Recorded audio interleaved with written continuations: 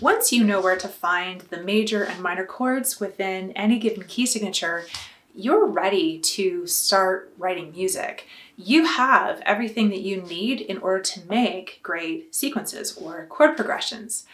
Today, I'd like to expand on that by teaching you a little bit about some of the variations that musicians have made to these chords to help express even more interesting and complex emotions. These major and minor chords represent the basics of the key signature, so any combination of these chords will sound like music.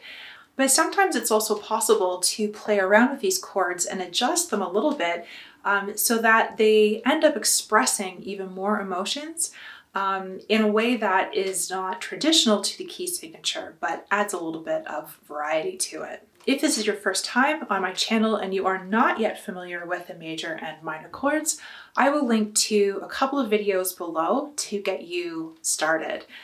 The first variation I would like to talk about has to do with the 3 chord. So in a typical major key signature, your 3 chord is going to be a minor sound. So for example, in this key of C major, the 3 chord is an E minor chord. One really common and interesting variation on this is to turn this minor chord into a major chord. And the way that we turn a minor chord into a major chord is by raising the middle note by 1 semitone. So in this particular case, the G that's in the middle of this chord, I'm going to raise it by half a step by adding a sharp in front. That means that this 3 chord is no longer going to be written as a lowercase Roman numeral 3. I would write it as a capital 3 instead. Because traditionally the listener is expecting the 3rd chord of a major key signature to be a minor sound, when you substitute it for a major chord, it gives the listener a feeling of unexpected happiness or unexpected optimism. A really great example of this is in the song Imagine by John Lennon. In the part where he sings, "You may say I'm a dreamer," then there's like a really pretty chord progression after that. In that chord progression, they're moving from a 1 chord to a major 3rd.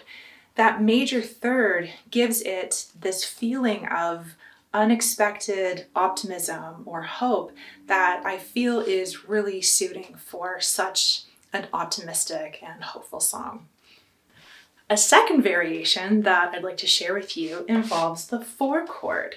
So in a major key signature, the 4 chord is typically a major chord, but a variation that we can make to this is to turn it from a major chord to a minor chord. Now the way that we turn a major chord to a minor chord is to lower the middle note by a semitone. And so in this particular case, I will lower that A by using a flat. And then in that case, this will no longer use the capital Roman numerals, so I will change that to a lowercase Roman numeral instead. The best example that I can come up with for this kind of a chord progression is the song Creep by Radiohead.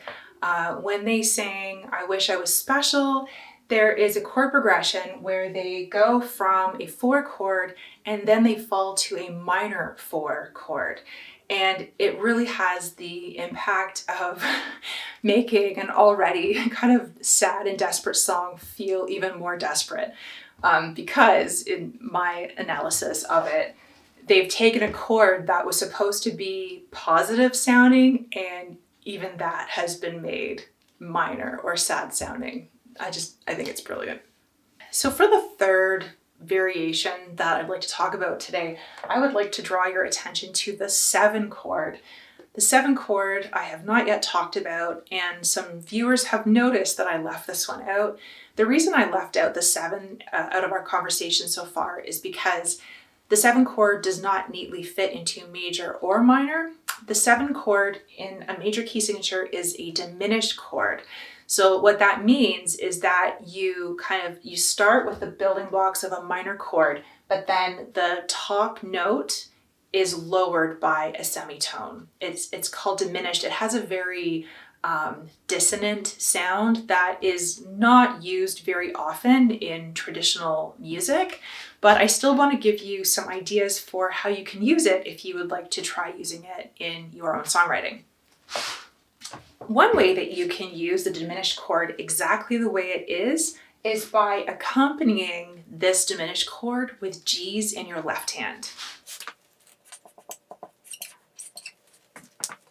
By playing octave G's with your left hand while you play this diminished chord in your right hand, the feeling that you give your listener is that you are actually playing a 5 chord. These G's kind of fill in the 5, but adding an extra little note on top.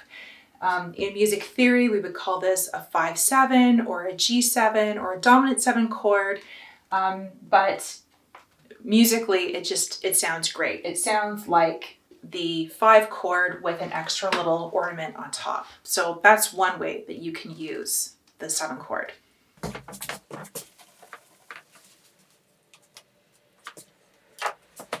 Another way that we can use the 7 chord is by lowering the bottom note by a semitone. So in this particular case, I would lower this B with a flat. The effect of putting a flat in front of this B is that it makes this chord sound like a major chord. The B flat major chord is B flat, D, and F. Because the listener would be expecting to have a diminished chord in this space, if you were to play the B flat major chord instead, it would give your listener another feeling of unexpected optimism. One example of a song that uses this kind of a chord progression is Sweet Home Alabama, where it starts with a 1 chord, it moves to a major 7 chord where the first lowest note has been flattened, and then moves to a 5 chord. So this chord progression to me gives a feeling of unexpected happiness, which again, I think is suitable for that song. So these have been my 3 favorite variations to the chords within the major key signature. I hope you found this video interesting and helpful in thinking about the kinds of flexibility that you might have when you are writing your own music. As always, I am open to your questions, so if you would like any clarification about something I've said here, please don't hesitate to leave a comment. And also, if you have other variations that you know of in the major key signature that you like, please share those in the comments as well. The more ideas we can pull together, the more we can learn from each other. So that would be really great. Thanks so much and have fun at your piano.